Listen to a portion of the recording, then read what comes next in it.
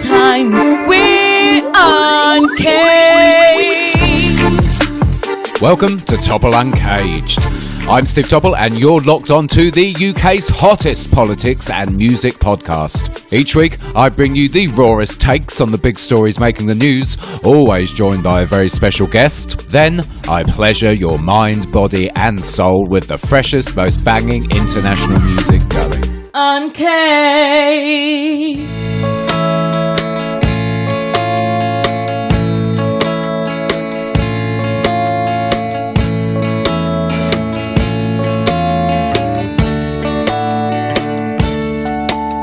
My guests on this week's podcast are two parts of a psychedelic punk, but also melodic pop band. Formed in the 80s, promptly disbanded in the 80s, they have come back with a bang, and it's great to see them here after a hiatus of around 30 years. Why do I say they've come back with a bang? Because they have released a track which is extremely close to my heart in its subject matter. It's also an absolutely brilliant song, but proceeds from the track are also going to an organisation which is also very close to my heart, and an organisation that I know very, very well. The song is absolutely stunning, it's haunting, but we will get into that later. For the minute, I'm very pleased to introduce from the band Your Heterosexual Violence, Dave Dodd and Brian O'Brien. Guys, thank you so much for coming on the podcast. I'm really pleased to have you on because this track is amazing. We will get into that later, but hello for the time being. Yeah. Hi, Steve, and thanks for those very kind words about the song. It's absolutely beautiful, but like I say, we'll get into that later. So, your heterosexual violence. As a bisexual man, I'm intrigued by the name, firstly, but I'm also intrigued by the fact, as I said in the introduction, you formed in the 1980s. You also disbanded in that decade as well, and then there was kind of a almost chance encounter a couple of years ago, which brought you guys back together. Dave, I mean, first of all, what's up with the name, and tell me a bit about the background to the band as well, how you formed and how you then came back together a matter of years ago. Well, as we say, we formed in the probably in the early 1980s. We had no real intention of ever forming a band, but we were watching some local bands one night. One band in particular we looked at, and we just had a kind of eureka moment where we looked at each other and thought, we can do better than this. And so we went from there. In terms of getting the name, the phrase "your heterosexual violence" seemed to crop up in conversation at some point. And again, it was that eureka moment that, yes, that's the kind of in-your-face kind of name that we should be having. It's an absolutely brilliant name. Yeah, thank you. So, we formed as a duo. Gradually, people came on board. Some people stayed. Some people left. But yeah, we kind of fizzled out in the sort of mid-80s. And we didn't really consider getting back together again until a few years ago, when a number of local bands who'd been around from the 80s decided they were all going to get back together again and have a big party in New Cross, and we would all play at that. So that seemed like a great idea. So we got back together again for that with most of the original lineup. And it went well. We kind of thought the old songs still have resonance. We started writing some new songs, and we thought after this gig, then yeah, let's carry on and see how it goes. That's pretty much where we are now. Excellent. I'd just like to chip in and say that the band that gave us the confidence to think we could do better than that, they weren't actually that bad. They were called No Supermarkets, and they made this almighty thunderous psychedelic but kind of rambling and completely unstructured noise, and we're just bellowing out the words "No supermarkets, no supermarkets." It's actually quite good. I love that. It's brilliant. So was it them who influenced your musical style? Because you describe yourselves as psychedelic punk, but you also say that you've got sort of melodic pop almost sensibilities. Was it No Supermarkets who influenced your style, or were the influences broader, as it were? I think both Brian and myself listened to everything, so we've got influences from all over the place. I think really, you know, psychedelic. We're old enough to kind of been really kind of waking up to music during the psychedelic era, and we were still kind of young enough to get right into punk. But there's always a pop music background going on, you know. I still to this day love a bit of good pop music. So that's really just what comes out. Excellent. No, I mean, and the sound is absolutely great. I've listened to some of your back catalogue, and I have a bit of a soft spot for punk. I've had a few punk bands on this show, and there's something very sort of stirring and inspiring about it, I think. But let's talk about the track that you've got out now, because it's quite far removed from punk, not least in its musical style, but the subject matter as well is extremely, extremely important. So you guys have released a track called Pauper's Funeral, which, as I said in the introduction, regular listeners to this podcast and regular readers of the Canary will know is about a subject very close to my heart. That is the Department for Work and Pensions. Specifically, it's to do with the work capability assessment, which claimants have to go through if they're applying for employment and support allowance under the DWP. I mean, it's a fantastic track. It's so cleverly structured in terms of its musical style and the arrangement. It kind of fits into that melodic pop genre, if you like, and it has sort of undertones of indie. It put me a bit in mind of Radiohead, actually, when I first listened to it. You have these haunting guitar riffs going on. You've got the wonderful sort of two play on the vocals between Gemma Freeman. She's your bass guitarist as well, isn't she? Is that right? She's we got Gemma in to help us out with a bit of vocals and maybe a little bit of additional guitar. And then Paul, our long-standing bass player, he'd had enough and he departed. And Gemma, being the multi-instrumentalist, the incredibly talented person she is, she was already there. So she stepped in on the bass, and we're really lucky to have her. And while we were talking about Gemma, just like to give a little plug for her own band, Gemma Freeman and the Cosmic Something, who are really excellent, worth checking out. And their latest single, I think the limited vinyl has gone, but it's on all the platforms, is called Helen is a Reptile, and that's well worth checking out. I will put a link to that in the show notes because that sounds excellent as well. I'll have to give it a listen. She has this beautiful voice and it works perfectly. As I say, I mean the arrangement is fantastic. The sort of the guitar riffs are they're almost marching and quite repetitive, as it were, which fits the content matter sublimely, actually, because it sort of invokes this almost I don't want to say despair because it makes it sound a very downhearted track, but it's not a happy track by any stretch of the imagination, because it is of course about the work capability assessment and the effect that has on claimants. I mean, the sort of a standout line for me, which is "see how far I've slipped," and anyone who's been through the process of having to deal with the DWP and deal with specifically the work capability assessment and the psychological impact of that will completely resonate with that line. I mean, the whole package and the way you've done it it's beautiful. It's absolutely stunning. How did this project for Pauper's Funeral come about, Brian? Where did this idea come from? When was it inspired? Well, there's two kind of major things going on in my life that have put this issue quite to the front of my brain.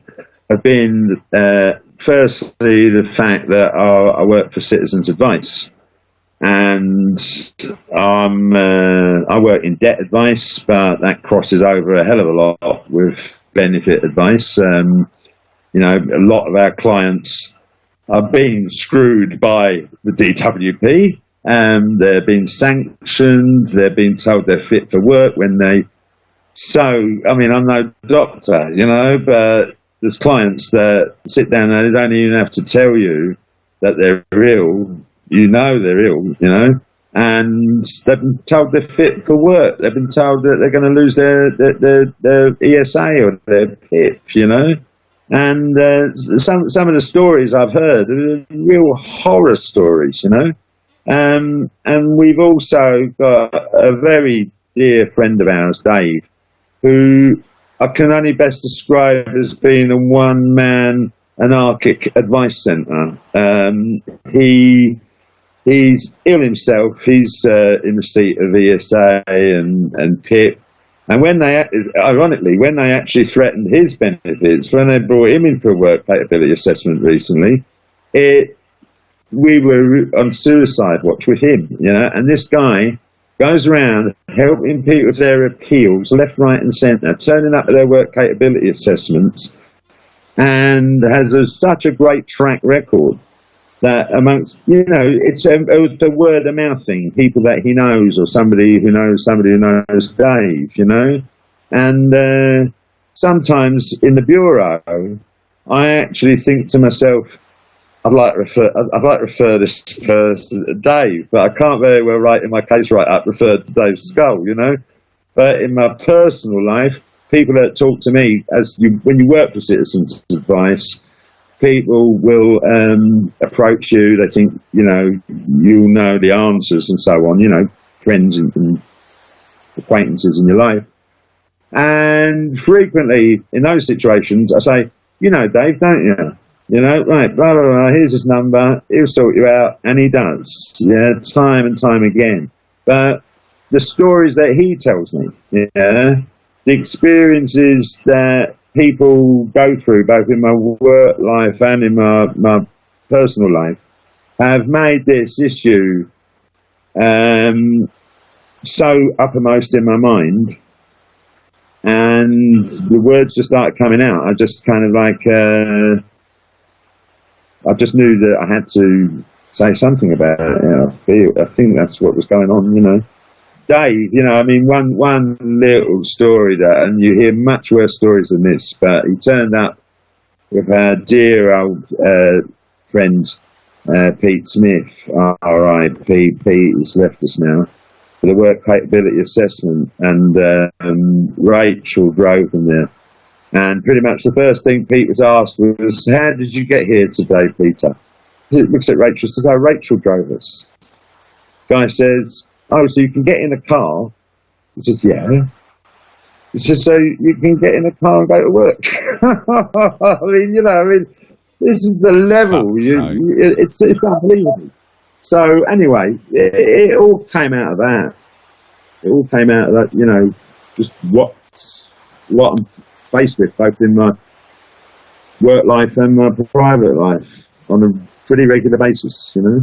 No, absolutely, and it's horrific what is going on, what has been going on for many, many years now. This is not if you work for Citizens Advice, I'm sure you know, this is not some new problem at all. This has been embedded for many years now. But I mean, that's a brilliant reason to produce something like this. But what's also brilliant, Dave, with the track is that all the proceeds from the download are going to a brilliant campaign group based in Scotland who fight and raise awareness on disability rights, the campaign group Black Triangle. What was the decision, Dave, behind deciding to donate the download sales to Black Triangle?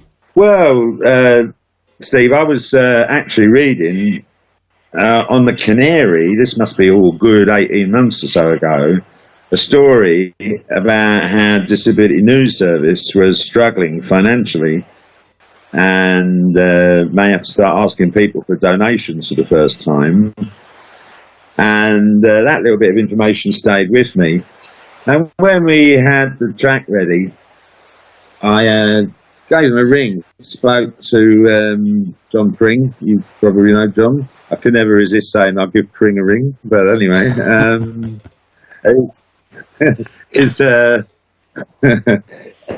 I spoke to him and I told him about the song and what it was about and so on. And it was John that directed me Black Triangle's way, because as he rightly pointed out, the work capability assessments and how they affect people are kind of they're central. I think it's right to say. You probably know more about them than I do, but their real focus of attention is on that. I would say, we managed to contact them. Spoke to John. I gather you know John. I do, yes, John McCardle from Black Triangle, yeah. Yeah, well, I still await meeting him in person, but I look forward to doing so. What a nice guy, He's great. And so John was really up for it, and before I knew it, I was hearing, I don't know if you know, Dr. Stephen and Gail that also work at Black Triangle. We've all been in touch with each other over the last few weeks. We're now ready to go with trying to, and thank you for helping us to drum up as much interest and support in this as possible, so we can raise as much money for them as possible. And if anybody's listening to what you have to say about the track and they say your word, then great, because they're going to have a listen and hopefully they'll want to chip in a little bit to Black Triangle, who are totally unfunded at the moment, by the way. And so I'm told by John, all campaign activities, travel and cost to attend meetings and do whatever they do, that's all coming out of their sickness benefit income, So I think they could do as much money as we can possibly raise will help them, So, yeah. No, absolutely. Like I say, I know Black Triangle very well and John McCardle very well, and they've been a fantastic group over the years. Really, sort of on the front foot, as it were, with all the issues surrounding the DWP, and their approach to how they campaign as well. Sort of, they don't mess around, no holds barred. Say it like it is exactly, in my opinion, what is needed. None of this sort of pussyfooting around the issues like charities do. They're spot on, and I completely agree. They are well worthy of any donations from this track. Of course, the links to all that will be in the show notes, where you can download Pauper's Funeral and you choose how much you want to donate to Black Triangle, and the links will all be in the show notes. If you would like to go and get yourself some refreshments, now is the time, because we are going to take a quick break, but join me, Dave and Brian back here for more chat in a few seconds. This obviously, Dave, this is a political and social sort of protest song, really, as well. I say protest, it's not protest as such, but it falls into that category of politically led and socially led music, doesn't it? So, I mean, is that kind of, that style and that thrust always been something that Your Heterosexual Violence has done, or were you sort of, is this something new, branching out into music which makes a political and social point? I think we've always covered issues that are around us. So we have songs about drug addiction, we have songs about homelessness, we have songs about controlling behaviour, dementia. But we'll have a love song as well. So we're not entirely, in a sense, the songs are not all politically focused. But yeah, we write songs about what we see around us. That's excellent. We seem specialise in covering death one way or another. So many people have died if you add them all up in our songs. But I don't know. It's just what comes out. But that is life, isn't it? At the end of the day, and I mean, in some aspects, it's a natural occurrence. And then when you sort of encounter something like the WCA and the DWP, I mean, I'm sure you know the figures as well as I do. There was an Oxford University study which found they linked at least 590 cases of people taking their own lives directly to the work capability assessment. So, I mean, this is the sort of the more damning end of the scale of what actually is going on at the DWP, but it's very true. It is it's a very important issue at the minute. I mean, Brian, as well. There's kind of a, well, for me, with my ear to the sort of musical ground a bit, as I have to be on this podcast, there is a bit of a resurgence going on at the minute with politically led music. I mean, we had the fantastic Captain Ska in 2017 going to the top of the iTunes chart, and number 4 of the hit parade for our older listeners, or the top 40 for those of a sort of younger generation. Captain Ska going to the top. That's obviously not why I said it, guys. We had Captain Scar in 2017 going to number 4 in the top 40 with Liar Liar about Theresa May. But since then there's been this resurgence, especially in the UK, of politically led music. I mean, we're talking from grime to drill, those current sort of urban trends in music, to reggae, which is a global resurgence as it happens. The kind of roots revival reggae scene is absolutely blowing up at the minute. We've got resurgence of genres like ska as well, and there's some brilliant pop acts as well which are doing politically led music. I mean, Brian, is this just a reflection of the fact we're sort of now towards the tail end of a decade of Tory led rule, and do you think we're in one of those phases, as you sort of were with punk, where people are expressing their political angst through music now, or is it a sign of the times that we're seeing more and more political music? Well, I think to some extent, you hit the nail on the head. You know, when punk came out at times of deep austerity and 3-day weeks and so on, you know, and the times we're going through since the 2008 crash and the rise of the Tories and the demise of the benefit system and the national health system and so on. Housing, God, you know, then dissatisfaction breeds rebellion, you know, and we're all the better for it. I've got to say, you know, some of the stuff you just mentioned, I'm not really familiar with, but I'm going to try and check it out. I've been listening to bands like I really love Shame and Fat White Family. And there's a band, I don't know if you've heard them, called Peeping Drexels. They're really good. Peeping Drexels? But none of them, the Peeping Drexels. I've got no idea what a Drexel is, but and there's a band, I think they're from Boston, based in New York, who just kind of popped up on my YouTube, called Sloppy Jane. And they are brilliant. They're like, to me, they're kind of like Frank Zappa meets Patti Smith meets the Teletubbies. They're really interesting, you know.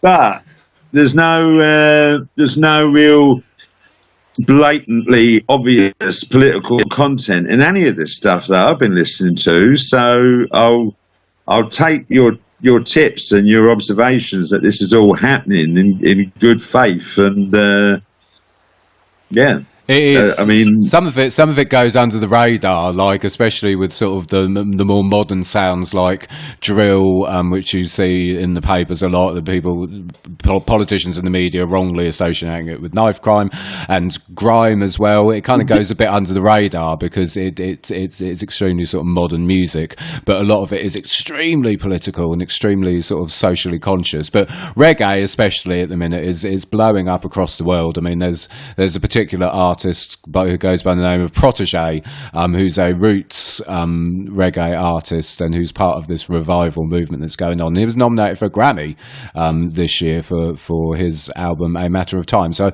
I would suggest checking out what's going on in reggae at the minute, guys, because it is worth a listen. I think we both love our reggae, so that's not going to be a hardship, you know. And drill, by the way, you mentioned drill. Did you see Frankie Boyle's comment on drill? Do I want to know? It's quite funny. He said what nonsense it was that drill that was causing this kind of like young black youths to be attacking each other and so on. And if there was a form of music that actively encouraged young black people to kill each other, the government would be actively sponsoring it. That's quite cutting, but that's quite to the point, actually. Yeah. So, all right. I'm not always a fan of Frankie Boyle. I will let him off on this occasion. That's quite on the money, as it were. But enough about other music, gents. For the rest of 2019, to finish off, then, do we know what is in store for Your Heterosexual Violence? Obviously, it's a fantastic track. Pauper's Funeral is out now. All the links will be in the show notes. What else is going on for you guys this year? Are we on the road? Are we touring? Is there going to be some new music coming out? Yeah, we will be putting some more music out. On June the 18th, we'll be releasing a track called Curtains Closed, which is a eulogy to our dearly departed friend Finbar Donnelly, who was in a band called Five Go Down to the Sea. Is a sort of a punk band from the 1980s. Yeah, I've heard of them. Yeah, they were excellent. I'd say Finbar, it would be no underestimation to say he was truly a legendary punk figure over in Ireland, and a unique musical approach, and a unique man. So 18th of June is the 30th anniversary of his passing, and we're going to be putting it out on all platforms midnight 18th of June. And we're very pleased to say that his old bandmate and partner in crime, Ricky, over in Cork, who's organising a gig in his memory on the same night, is fairly blown away by the track, and they're going to be playing it at the gig in Cork, which is lovely. So, yeah, we're doing that. Following that, later in the summer, we're going to put out a limited edition vinyl release of probably one of our poppier numbers, and we'll have we will be playing live to support that. We'll probably have a big launch party, which hopefully you'll be able to come along to. Yes, it shouldn't be too. We'll let you know. We'll definitely let you know. Well, not sure exactly, but I'm thinking it'd be really nice to just make it. Can you do a launch party type gig for a record? You want to try and do something to make it special, and I just think, really, whether all these bands pull crowds or not, I'd really like to just try and organise an all-day out and invite all our favourite bands and friends along, But we'll definitely let you know when that's happening. excellent. That sounds great. And then after that, we want to try. We're recording. Just want to say, we are, as I think has been acknowledged already, knocking on a bit, and. Well, I didn't even know whether I was going to say this because Gemma is considerably younger than us. And I was saying to Dave earlier, Your Heterosexual Violence. Four old guys hanging around with an older woman. But a younger woman, I'm getting myself all mixed up. But anyway, we're hoping to try and generate a little bit of record company interest. We've been recording all these songs, the old ones, the new ones. We're recording masses of songs, like there's at least a couple of albums worth, because we've woken up and realised that we've been fucking around with all this faith in our band, but not really doing enough to push it forward. And now, at this ripe old age, we're trying to make our mark, get some records out. We've got to do it before we die, and that's kind of really where we're at. It's a kind of urgency. While we're still fit and well enough to do it, while we're lucky enough to still be fit and well enough to do it, let's get this done, So we want to try and sort of hawk stuff around, record companies, try and get a record out. It'd be lovely to get some vinyl out there. That'd be my life satisfied, is the way I look at it, So, we're just going to push on. Excellent. Well, that's the best reason to do it, if you ask me. And I think it's brilliant. And I look forward to everything you've got coming this year. And Jess, I like a good launch party, so count me in. Send me some information across on that. Definitely. Dave and Brian, it's been an absolute joy to speak to you. You've been a real pleasure to chat to, and it's fascinating to hear the background. But more importantly, I really, really respect and appreciate what you're doing with regards to the work capability assessment with Pauper's Funeral, and of course what you're doing for Black Triangle. I think it's great. So everyone at home, please, please, please go to the link in the show notes, download the song, donate what you can, because it is going to a very good cause. For the minute, Dave, Brian from Your Heterosexual Violence, thank you so much for coming on the podcast. It's been a pleasure. Thank you so much, Steve, for having us and for your support. Really appreciate it. We look forward to meeting you at that launch gig, record thing, or before even. Yeah, take care, man. Yeah, thanks, Steve. Cheers. Thank you. Aren't Dave and Brian the loveliest guys? And the track is absolutely amazing, and it is such a good cause it is going to as well. But more importantly, it's an extremely important topic, and the more awareness we raise about it, the better. All the links are in the show notes for where you can download the song, and as I said in the interview, you can also donate money to the Fantastic Black Triangle. But here is a snippet of that haunting song by Your Heterosexual Violence. This is Pauper's Funeral. Your Heterosexual Violence with Pauper's Funeral. Stop my benefit to cut the deficit. Leave me rotting in hell, why don't you? Pauper's funeral, I'll make it sooner. I'll see what I can do about it. Do about it. See how far I've slid. Save you a few quid.